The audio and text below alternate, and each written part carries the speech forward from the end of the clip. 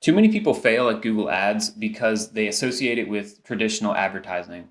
I bet if you were to take a creative director and a day trader and have them compete, I bet the day trader would actually be able to generate a lot more revenue. And I think this is a fundamental difference in Google Ads, especially because there's an element of time. With Google Ads, you want to be constantly adjusting based on shifts in the market. But with something like a billboard, you're just kind of buying something, it's a set monthly expense, and the better creative wins. Like many things, I think there's a natural tendency to approach Google Ads from the inside out. So you say, I have this amount of money to spend this year or this quarter on Google Ads. Let's spread it out evenly, just like how you would do with most other advertising platforms. That's not really how it works for Google Ads. It's more like macroeconomics.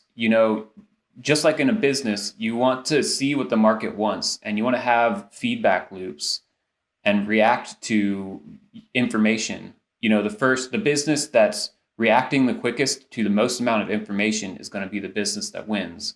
So that's why I have this equation: talent plus data minus reaction time equals outcome. So obviously talent, then how much data are you getting? Then talent, how are you reacting to that data? And how quickly are you reacting to that data? And that's going to be a lot more of the outcome than how pretty your landing page is. So a lot of other forms of advertisement have this much longer feedback loop, so it doesn't create as much profit for you to have this short feedback loop.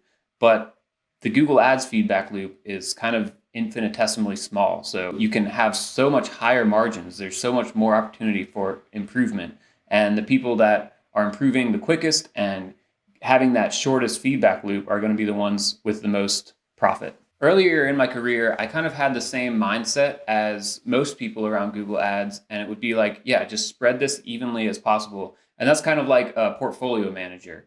As time went on and as I learned more about Google Ads, I realized that it's more like day trading. So, first thing you need to do is spend enough money to get a statistically significant amount of data, right? So that's one thing, is like when Google Ads specialists are talking to you, a lot of the time it'll just be like you're trying to determine what to spend. You ask them and they're like, okay, what's your budget? Maybe their fee is $1,000 a month or something like that. So your budget needs to be pretty significant to be able to pay $1,000 a month fee, right? Because otherwise you're just wasting most of your money on your fee. So they're going to recommend, something according to their fees, and they're going to say, well, you have to pay to play. But a lot of the time, it just feels like they're pulling a budget based on, what's the middle ground from what this person's telling me, what my fees are, and what I can reasonably tell them to spend. But really, like, it's more kind of a macroeconomic model where you have to talk to the market, get a feedback loop. And Google Ads is the same way. So like what you should be really doing is getting a statistically significant amount of data, and you have to pay. You can do some research to find that out, but really you have to pay to get enough data so that you can know how much to spend. Step one really should be like figure out how much you even need to spend to get enough data to compete inside your market. It could be an extremely expensive market. So you have to spend money to get data to understand how is your landing page performing, how are these keyword ideas performing, what's the competition inside this service line or just this campaign. Then step two is act on that data and act on it quickly. So like a billboard, you're going to spend $3,000 a month on this billboard, and you know that you have to sign this contract for a year or whatever. Like, nothing you can do about that. So you're going to try to spread it out as evenly as possible so your business cash flow remains even.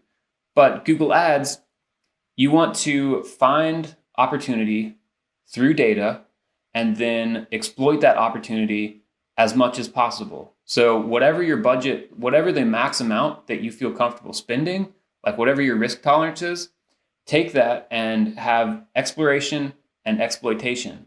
Like that should be how you're spending your budget, not like whatever, $30 a day because you want to spend X amount throughout the month. So spend enough to get data. Act on that data before anyone else so you can get better margins, so you can spend more to get more data to make better decisions than everyone else in the market. And it's really just that loop is like how it works, and that's why it's so cool and exciting to approach it like this and think about it like day trading. I don't know, that just seems like so much more fun than approaching it in any other way. So I spent some time just kind of thinking, how deep does this really go and how much does it actually correlate with things like stock market trading, day trading? And it's actually pretty interesting. There's like exploiting market inefficiencies. So the idea is all markets want to have an equilibrium and want to be completely efficient, but money is made by finding inefficiencies and making them more efficient, right? So same thing applies to Google Ads. When keyword prices aren't exactly what they should be, you can come in and buy keyword prices at a discount because you've found that before everybody else. Just like in a stock market, if you find something that's priced wrong, you buy it and sell it. And then the other concept was information asymmetry and alpha generation. So it's basically like you have this information that someone else doesn't have, and this person not having this information is making them undervalue an opportunity. Then alpha generation is just being the first person to it. So a good example of how this might play out is you are running an ad, but then your competitor's ad gets disapproved. So the ads suddenly get tons of more exposure. And, if you're spending a set budget throughout the next 2 months, you would not be able to exploit that as much as if you're constantly monitoring and watching, and you see that happen and you jump in and get to the top a lot easier and just dump as much budget as you can into then, because you're getting pennies on the dollar or whatever. So opportunity emerges, detection window, the faster advertiser gets there first, then exploitation period, you capture outsized returns until competitors catch up, and then equilibrium returns. So markets want to have their equilibrium. Another cool thought is the quant revolution in advertising. So just like there's quantitative trading, there's kind of this similar disruption that's happening with digital ads. Early finance, you wanted personal relationships. There was a lot of gut feelings.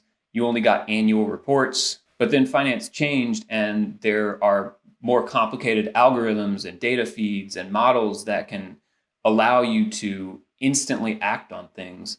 So in traditional advertising, the creative genius wins. You have to sign longer contracts. You have to plan maybe quarterly or budget out your entire year. But now once you bid for your ads, it's a lot more technical. So you can have like statistical models. And this is something that's really interesting because AI is disrupting this space. And this is something that's really interesting because I think a lot of the amazing programmers will go into finance to try to create opportunities through mathematical models or now AI models.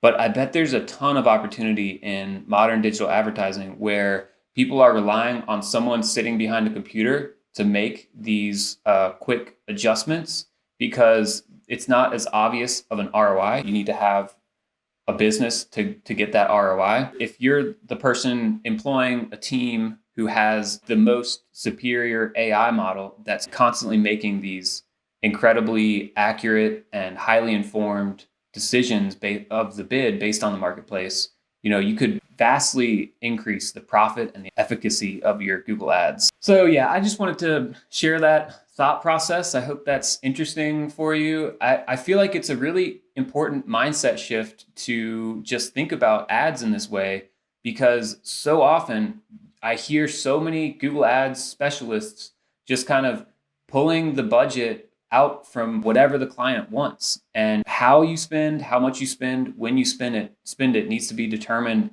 on the market.